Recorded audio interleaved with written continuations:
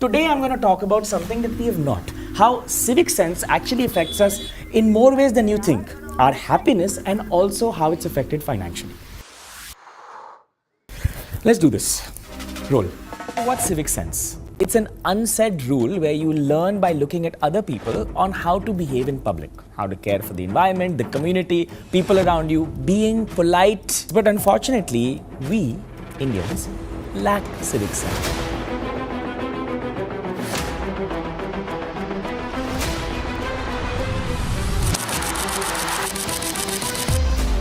We did a fun experiment. You see, this area over here near the office is quite dirty. So we got it completely cleaned. And this other side of the road was actually quite dirty as well. What we did was we sort of added a little bit of litter.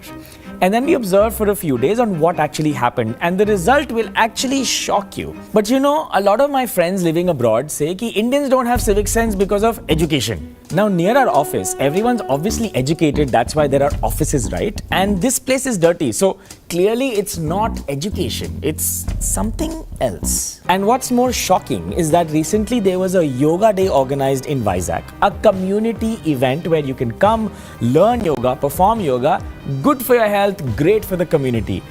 But everyone did this. They ran and started stealing the yoga mats, literally snatching it from each other. But you know what's even more sad? The yoga mats were actually free anyway.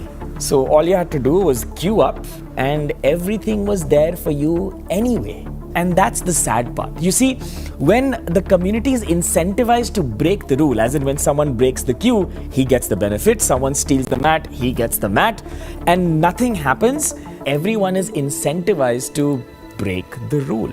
You go into Delhi Metro, and we sent part of our crew, we said just record the place and see if someone is eating or has any kachra in their hand, and just try to record them. You'll notice they don't throw or litter across the Delhi Metro, and it's actually really clean and well organized.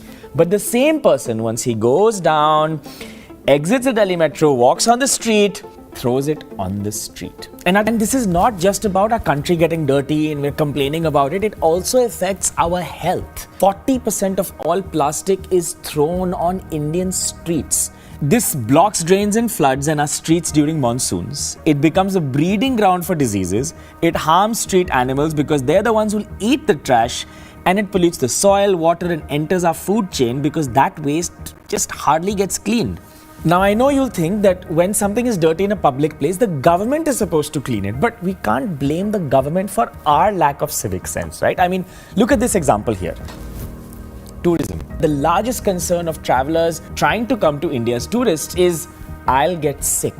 And you'll also go on the internet, you'll find hundreds of videos with millions of views where they're showing how dirty India is. And that means other foreigners also think India is dirty, and this is really embarrassing for us. Think about the negative impact it has on our country. People don't want to travel and tourism takes a hit.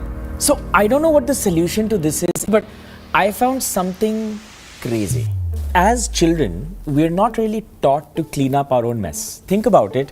When you eat your food or if there's something dirty, there's either the kaamwali bai at home to pick that up for you and wash the dishes, or it's mummy. You don't have in your brain a thought that because it is outsourced to someone else. And a second reason is more embedded in our history. If you look back at India, our society has been divided into this hereditary kind of structure where cleanliness has been outsourced to a different part of society, a marginalized part of society, which does the cleaning. So because someone else is supposed to do the cleaning, all of us don't have a shared responsibility of public ownership of cleanliness.